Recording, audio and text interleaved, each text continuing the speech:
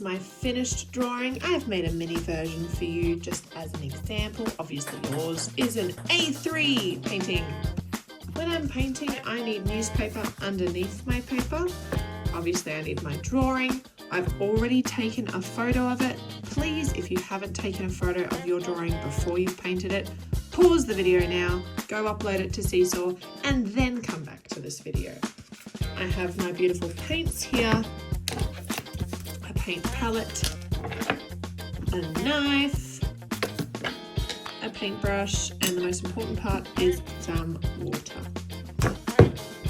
Now, obviously my paintbrush does not go into the paint tray because I am not a criminal.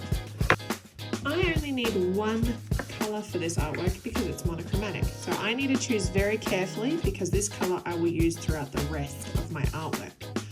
I've scooped out a little tiny bit of green onto my palette. I'm going to clean my knife off the cloth. Now, we only need a tiny weeny bit of your colour because we want a really light base colour.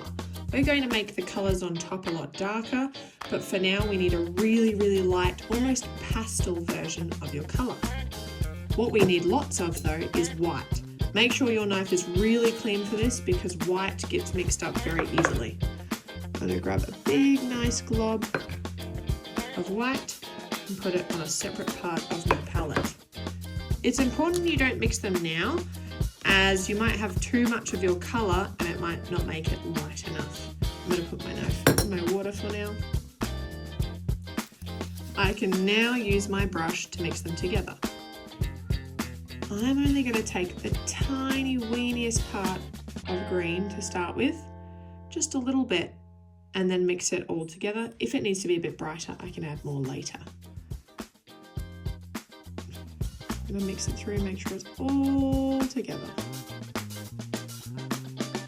That's a nice light green colour. That will be lovely. Now, I want to paint over the top of my drawing, but I still want to see my drawing. So this is the most important part and why we need water. We don't actually want it to be thick paint over the top of your drawing. We want it to be thin and see-through. So all we need to do is add a little bit of water. I just dip my paintbrush into my water and mix it through my paint. You can see it starts to thin up and you can see through the plastic a little bit. Before I put this on my paper, I'm going to test it on my newspaper to make sure it's thin enough. I can see through the paint, which means it is a good consistency.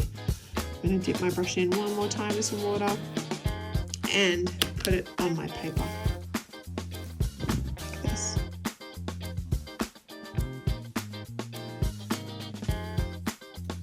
I don't want any mousy gaps. See how you can still see my drawing? That is really important. If your paintbrush starts to get a little dry and streaky on your page, just dip it in some water and add a little more.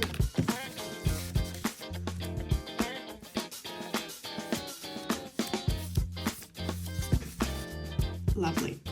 Some of my lead pencil may blend a little bit, but that's okay. That's why we took a photo before we started painting.